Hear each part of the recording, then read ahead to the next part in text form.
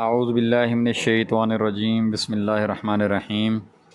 جی ناظرین، ہم شمائل ترمذی کا تیسرا سبق آج پڑھیں گے۔ یہ سبق ہمارا صفحہ نمبر 25 سے شروع ہوگا اور صفحہ نمبر 28 تک جائے گا۔ یہ باب جو ہے حضور صلی اللہ علیہ وسلم کی مہر نبوت اور ختم نبوت کے حوالے سے ہے۔ اللہم صلی علی محمد وعلی آل محمد کما صلیت علی ابراہیم وعلی آل ابراہیم انک حمید مجید۔ اللہم بارک علی محمد وعلی آل محمد کما بارکت علی ابراہیم وعلی آل ابراہیم انک حمید مجید۔ یہ مضمون حضور اقدس صلی اللہ علیہ وآلہ وسلم کے حلیہ شریف کے ذیل میں ہونے کی وجہ سے پہلے باب کا جزو ہونا چاہیے تھا، مگر شدت اہتمام کی وجہ سے اور نیز اس وجہ سے کہ یہ معجزہ اور علامات نبوت سے بھی ہے، اس کو علیحدہ ذکر کیا جاتا ہے۔ مہر نبوت حضور اکرم صلی اللہ علیہ وسلم کے بدن مبارک پر ولادت ہی کے وقت سے تھی، جیسا کہ فتح الباری نے بواسطہ یعقوب بن حسن حضرت عائشہ رضی اللہ تعالی عنہ کی حدیث سے نقل کیا ہے۔ اور حضور صلی اللہ علیہ وسلم کی وفات میں جب بعض صحابہ رضی اللہ تعالیٰ عنہم کو شک ہوا تو حضرت اسماء رضی اللہ تعالیٰ عنہا نے مہر نبوت کے نہ ہونے سے وصال پر استدلال کیا کہ اس وقت وہ نہیں رہی تھی۔ چنانچہ مناوی نے اس قصہ کو مفصل نقل کیا ہے۔ اس میں اختلاف ہے کہ اس مہر نبوت پر کچھ لکھا ہوا تھا یا نہیں۔ ابن حبان رحمۃ اللہ علیہ وغیرہ نے اس کی تصحیح کی ہے کہ اس پر محمد رسول اللہ لکھا ہوا تھا، اور بعض روایات سے معلوم ہوتا ہے کہ اس پر صرف انت المنصور لکھا ہوا تھا، جس کا ترجمہ یہ ہے کہ تم جہاں چاہے جاؤ تمہاری مدد کی جائے گی۔ بعض اکابر کی رائے یہ ہے کہ یہ روایتیں ثبوت کے درجہ کو نہیں پہنچتی ہیں۔ اس باب میں امام ترمذی رحمۃ اللہ علیہ نے 8 حدیثیں ذکر فرمائی ہیں۔ حدیث نمبر 1۔ حدیث نمبر 1 کے ترجمہ کا مفہوم ہے، صائب بن زید رضی اللہ تعالیٰ عنہ کہتے ہیں کہ مجھ کو میری خالہ حضور اقدس صلی اللہ علیہ وآلہ وسلم کے پاس لے گئیں اور عرض کیا کہ یہ میرا بھانجا بیمار ہے۔ حضور اقدس صلی اللہ علیہ وآلہ وسلم نے میرے سر پر ہاتھ پھیرا اور میرے لیے دعائے برکت فرمائی۔ بعض علماء کے نزدیک حضور صلی اللہ علیہ وسلم کا سر پر ہاتھ مبارک پھیرنا اس بات کی دلیل ہے کہ ان کے سر میں کوئی تکلیف تھی، لیکن بندہ ضعیف کے نزدیک اچھا یہ معلوم ہوتا ہے کہ حضور صلی اللہ علیہ وسلم کا ان کے سر پر ہاتھ مبارک کا پھیرنا شفقت کے لیے تھا، اس لیے کہ 2 ہجری میں ان کی ولادت ہے، تو حضور اقدس صلی اللہ علیہ وآلہ وسلم کے وصال کے وقت تک بھی ان کی عمر 8-9 سال ہی سے زائد کی نہیں تھی، اس لیے یہ ہاتھ مبارک پھیرنا شفقت کا تھا، جیسے کہ بزرگوں کا معمول ہوتا ہے۔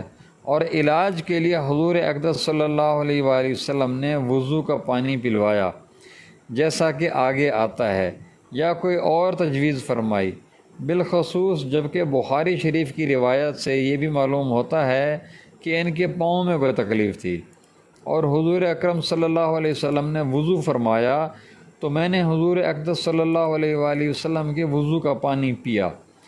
حضور اقدس صلی اللہ علیہ وسلم کا یہ وضو ممکن ہے کہ اپنی کسی غرض سے ہو، لیکن ظاہر یہ ہے کہ ان کی دوا اور پانی پلانے ہی کی غرض سے حضور صلی اللہ علیہ وسلم نے وضو فرمایا۔ میں قصداً یا اتفاقاً حضور صلی اللہ علیہ وسلم کے پس پشت کھڑا ہوا تو میں نے مہر نبوت دیکھی جو مسحری کی گھنٹیوں جیسی تھی، جو کبوتر کے بیضہ کے برابر بیضوی شکل میں اس پردہ میں لگی ہوئی ہوتی ہے جو مسحری پر لٹکایا جاتا ہے۔ علماء اس لفظ کے ترجمہ میں مختلف ہوئے ہیں، جس کا میں نے یہ ترجمہ کیا ہے۔ بعض لوگوں نے اور طرح سے ترجمہ فرمایا، لیکن امام نووی رحمۃ اللہ علیہ نے جو مسلم شریف کے مشہور شارح ہیں ان کے معنی کو ترجیح دی ہے۔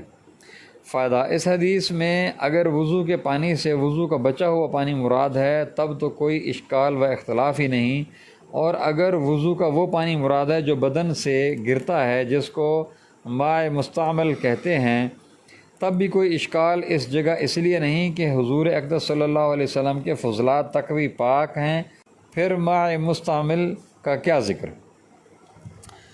حدیث نمبر 2۔ حدیث نمبر 2 کا مفہوم ہے، جابر بن سمرہ رضی اللہ تعالیٰ عنہ فرماتے ہیں کہ میں نے حضور اقدس صلی اللہ علیہ وسلم کی مہر نبوت کو آپ صلی اللہ علیہ وآلہ وسلم کے مونڈھوں کے درمیان دیکھا جو سرخ رسولی جیسی تھی اور مقدار میں کبوتر کے انڈے جیسی تھی۔ فائدہ: مہر نبوت کی مقدار اور رنگ میں روایتیں کچھ مختلف ہیں۔ قرطبی نے ان میں اس طرح تطبیق دی ہے کہ وہ کم و زیادہ بھی ہو جاتی تھی اور رنگ میں مختلف ہوتی رہتی تھی۔ بندہ ناچیز کے نزدیک دوسری طرح جمع یہ بھی ممکن ہے کہ فی الحقیقت یہ سب تشبیہات ہیں، اور تشبیہ ہر شخص کی اپنے ذہن کے موافق ہوتی ہے۔ جو تقریبی حالت ہوتی ہے وہ تقریب کے اختلاف میں اشکال نہیں ہوتا۔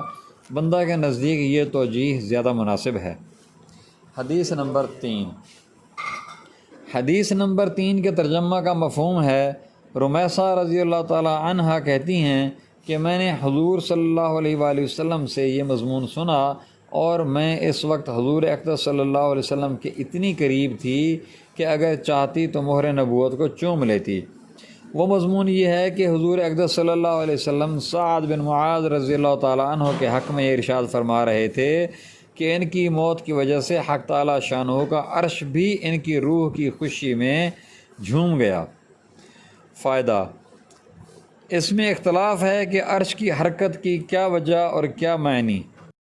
مشہور قول یہ ہے جس کے موافق ترجمہ لکھا گیا۔ بعض لوگوں کی رائے یہ ہے کہ عرش کے جھومنے سے مراد اہل عرش ہیں، بعض کی رائے ہے کہ عرش سے مراد سعد رضی اللہ تعالیٰ عنہ کا اپنا تخت ہے، وغیرہ وغیرہ، مگر راجح قول اول ہی ہے۔ یہ سعد بن معاذ رضی اللہ تعالیٰ عنہ بڑے جلیل القدر صحابہ میں سے ہیں۔ ان کے اور بھی فضائل کتب حدیث میں آتے ہیں۔ ہجرت سے قبل نبی کریم صلی اللہ علیہ وآلہ وسلم نے جب حضرت مصعب بن عمیر رضی اللہ تعالیٰ عنہ کو تعلیم و تبلیغ کے لیے مدینہ طیبہ بھیجا تھا، ان کے ہاتھ پر یہ مسلمان ہوئے، اپنی برادری کے سردار تھے، اس لیے ان کے مسلمان ہوتے ہی تمام خاندان اسی روز مسلمان ہو گیا۔ سب سے اول جس خاندان نے مدینہ منورہ میں اسلام قبول کیا وہ یہی خاندان ہے۔ 5 ہجری میں ان کا وصال 37 سال کی عمر میں ہوا۔ 70,000 فرشتے ان کے جنازہ کی نماز میں شریک ہوئے تھے، لیکن باوجود ان سب کی حدیث شریف میں آتا ہے کہ قبر کی تھوڑی دیر کی تنگی ان کے بھی پیش آئی۔